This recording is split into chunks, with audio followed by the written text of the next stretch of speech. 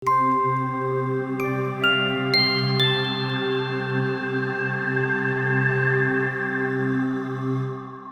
Cupid at Psyche. Ang sabi nila, bulag daw ang pag-ibig. Ngunit ang mga nakaranas na nito ay kabaligtaran ng sinasabi. Ang pag-ibig, sabi nila, ay nagbibigay raw ng malinaw na pananaw, matatag na karakter, at magaan na puso. Oo, ang pag-ibig nga ay kakaibang halimaw, ngunit hindi kasing kakatuwa tulad ng buhay natin. Psyche? Psyche? Bagay na malalaman ng isang maharlikang dalaga at ng kanyang pamilya sa madaling panahon. Oh, nasaan na ang aking anak? Narito po kami, Ama.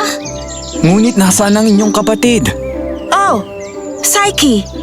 Lumabas siya kasama ang isa sa mga maniligaw niya. Oh, mabuting balita yan. Malamang ito na ang makakatuluyan niya. Hindi ako sigurado riyan, Ama. Bakit naman? Kayong dalawa ay nakatagpo na ng prinsipe bilang asawa. Bakit naman iba ito para sa kanya? Masyado po kasi siyang maganda. Baka maghanap din siya ng iba. Opo, ang sabi-sabi rin ay maging si Venus ay nagsiselo sa kanyang ganda. Bah, ang diyosa ng kagandahan mismo? Nagseselos? Nagsiselos? Ganon nga ba? Walang katotohanan. Parang ganun na nga aking binibini. At ano naman ang iyong opinyon dito? Mas maganda nga ba talaga siya? Alam ko na. Dalhin dito ang aking anak kung sakaling matatagpuan niyo siya ng gising.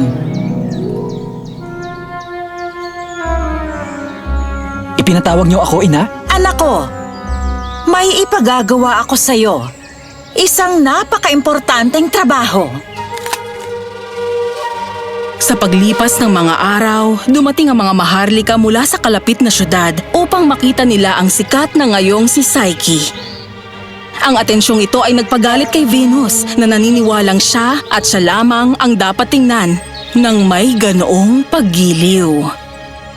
Simple lang ang kanyang plano. Dahil alam niyang nagdudulot ang pana ni Cupid ng habang buhay na saya o pighati, inutusan niya ang kanyang anak na sugatan si Psyche. At sa pamamagitan nito, mahuhulog ang loob niya sa pinakahamak at kinatatakutang nilalang sa buong sangkatauhan.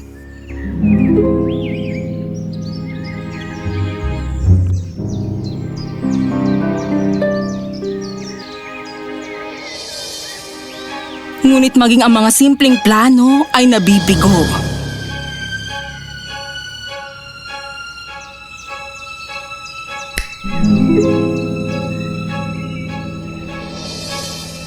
Wala pa rin bang balita mula sa aking anak?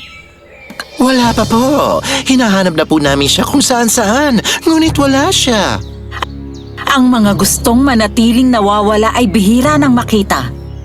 Gayunpaman, nabigo siya sa kanyang misyon. Panahon na para ako ang mismong gumawa gamit ang sarili kong mga kamay. Oo, mahal kong Psyche.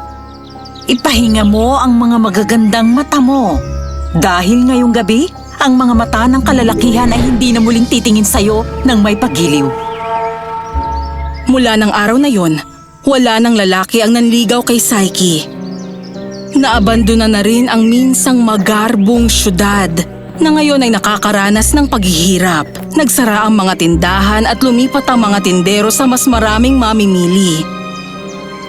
Dahil sa lakas ng gayuma ni Venus, ang mga lalaki at mga babae ay iniiwasan na siyang upang hindi madamay sa sumpa.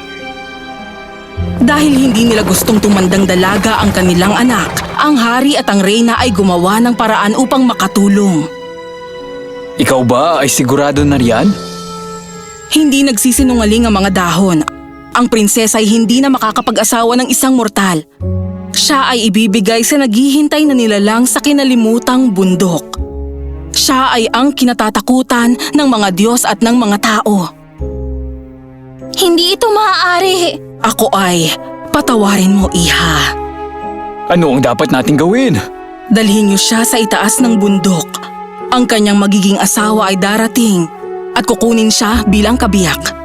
Ngunit, paano namin siya makikilala? Makikilala niyo siya agad dahil siya ay isang dragon. Hindi ito nangyayari! Hindi ito totoo! Psyche, anong gagawin mo? Saan ka pupunta? Ako ang dahilan kung bakit nagalit ang Diyosa! Isuko niyo na po ako, Ama! Psyche, hindi! Sandali!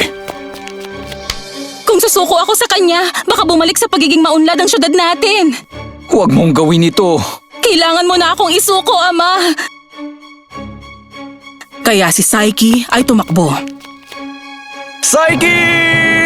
Tumakbo siya hanggang sa ang mga paa niya ay hindi na kayang buhatin siya. Ngunit sa swerteng taglay, ang tadhana ay nakialam. Bakit ka nawawala ng pag-asa? Ano yun? Hindi naman lahat ay masama tulad ng mga nangyayari. Ano? Saan? Sino ka ba, ha? Kilala ko bilang si Zephyr, ang kanlurang hangin. Salamat! Mas mabuti nga ito. Walang anuman. Handa ka na ba? Handa? Handa para saan? Para makilala ang master ko, siyempre. Ang master mo? Ako... Huwag kang matakot. Walang panganib dito.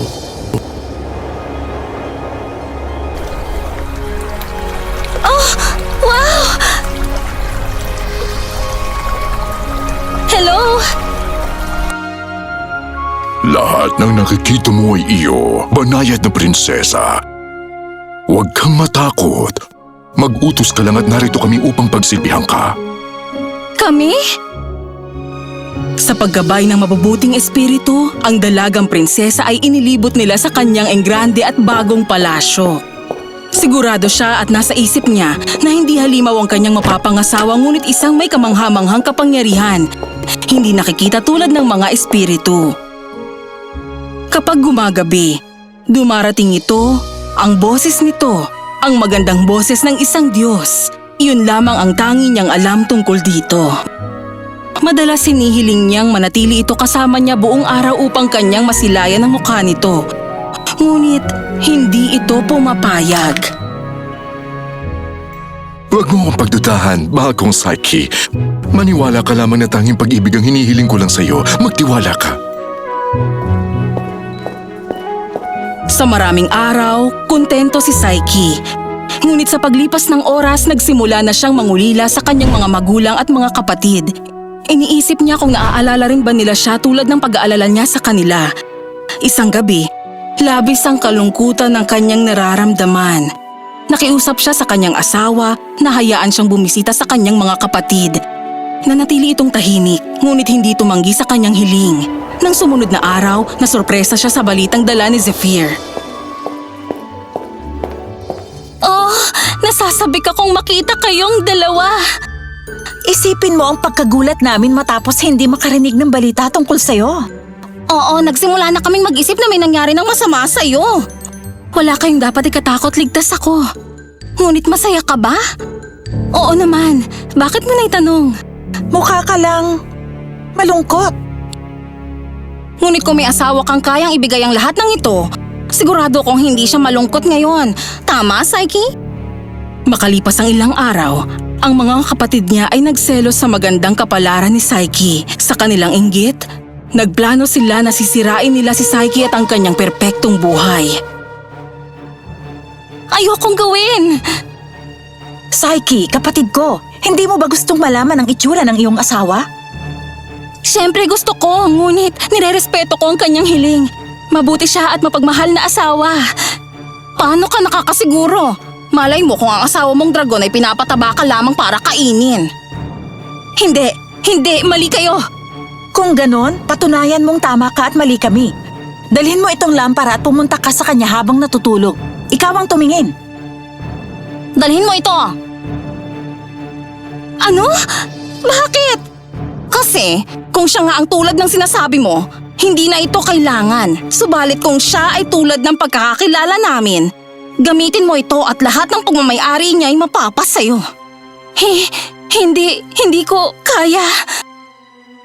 Pag-isipan mo, Saiki. Lumipas ang mga araw at habang mas iniisip ni Saiki ang mga sinabi ng kanyang mga kapatid, mas nagkakaroon ito ng linaw. Para bang naghahanap ng huling piraso ng isang palaisipan. Kailangang malaman niya ito.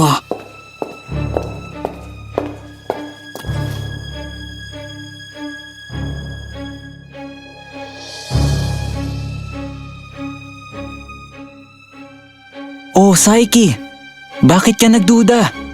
Ako! Hindi mabubuhay ang pag-ibig kung walang pagtitiwala.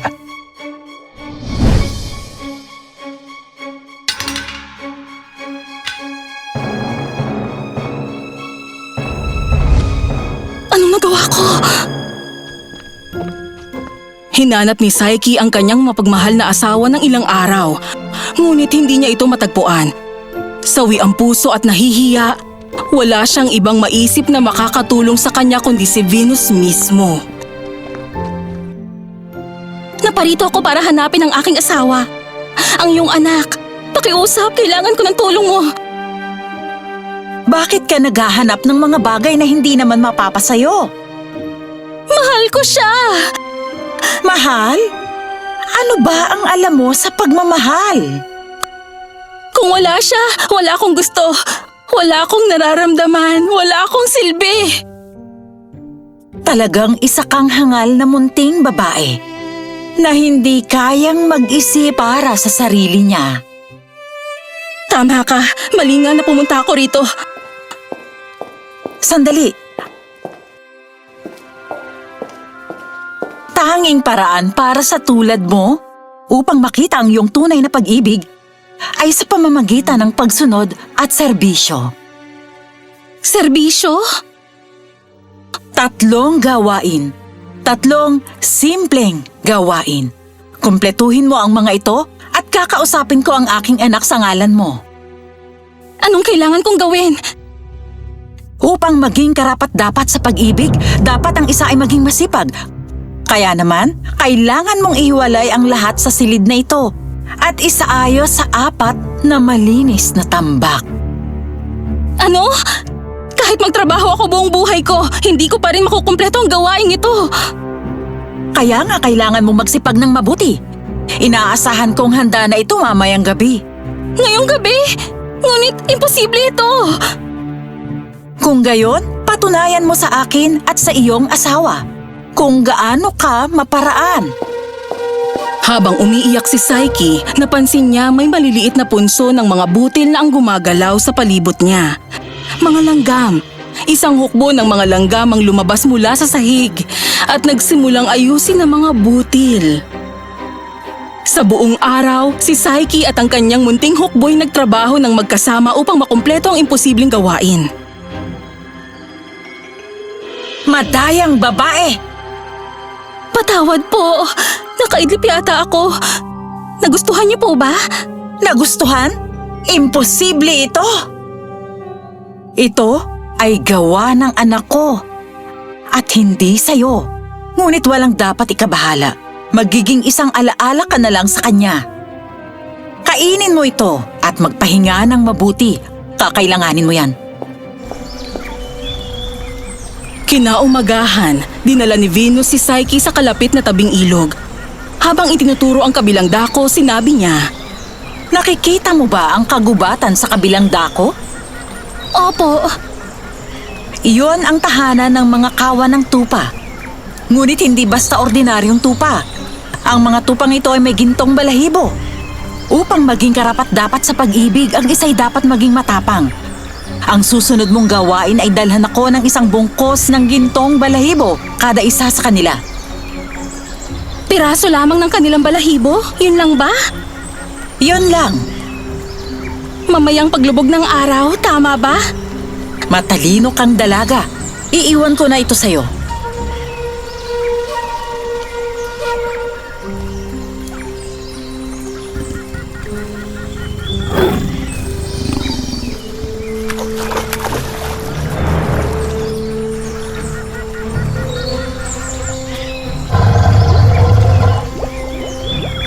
Mag-ingat ka, banayad na Psyche. Hindi normal ang mga tupang iyon. Nakita ko yon. Habang tirik ang sikat ng araw, mabangis sila tulad ng mga lobo. Ngunit kapag nagsimula ng lumubog ang araw, namamahinga na sila at nananaginip. Kaya maaari ka nang tumawid at kumuha ng mga bungkos sa mga tupang iyon. Nang makatulog ang mga tupa, ginawa ni Psyche ang sinabi ng nilalang sa tubig. Tumawid siya ng ilog at ligtas na nakakuha ng mga bungkos ng gintong balahibong kailangan niya. Puno ng bitbit ang mga kamay, tumawid siya pabalik ng ilog nang nagpakita si Venus. Narito na po ang mga gintong balahibo. Walang mortal ang makakaligtas dito. Napatunayan mo na ang sarili mo bilang isang masipag at matapang. Ngunit tingnan natin kung handa ka na nga ba talaga para naman sa susunod. Haharapin ko maging kamatayan para sa mahal ko. At iyon ang haharapin mo. Kunin mo ito at maglakbay sa lupain ng mga patay. Doon, hihilingin mo kay Proserpina na ilagay ang ilan sa kanyang ganda sa kahon na yan at ibalik ito sa akin. Proserpina? Ang reyna ng mga patay? Sige, bilisan mo na! Kung haharapin ko ang kamatayan upang mahawakang muli ang mukha ng mahal ko, isa lamang itong maliit na kabayaran. Sandali, Psyche. Kung dadaan ka sa mga pasukan, Mas nanaisin ko pang mamatay kaysa mabuhay nang wala ang aking mahal. hindi na kailangan. Mayroon pang ibang paraan. Ibang paraan? Oo, ilagay mo ang kahon malapit sa pasukan. Ako na ang bahala kay Proserpina.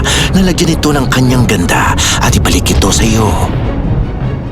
Bakit mo ito ginagawa? Para hindi ka magdusa tulad ng kapalaran ko.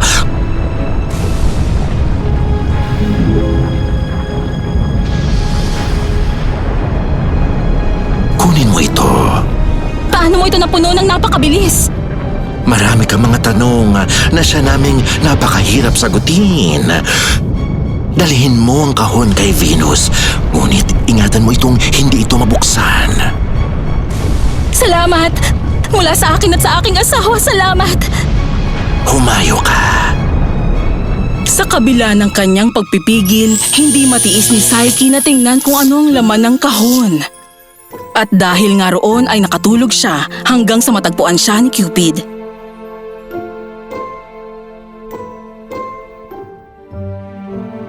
Hindi ako kinalimutan ng pag-ibig. Paano ko magagawa yun? Pinagsama tayo ng pag-ibig. Walang makapaghihiwalay sa ating dalawa. Oh, mahal ko! Ngayon ay masasaksihan natin ang isang pambihirang pangyayari. Bumalik ang pag-ibig pagkatapos mapagtagumpayan ang mga pasakit. Bukod doon, mayroon ba rito na tumututol sa pag-iisang dibdib nila Cupid at Psyche? Mabuti! Hib! Pakiusap! Tulad ng paru-parong lumabas sa kanyang kukon, si Psyche ay namulaklak rin mula sa buhay patungong immortalidad. At kaya naman, nagsama si Psyche at Cupid sa buhay nang walang hanggang kasiyahan. Ang pag-ibig tulad ng nakita nyo ay kakaiba ngunit hindi kasing kakatuwa tulad ng buhay natin.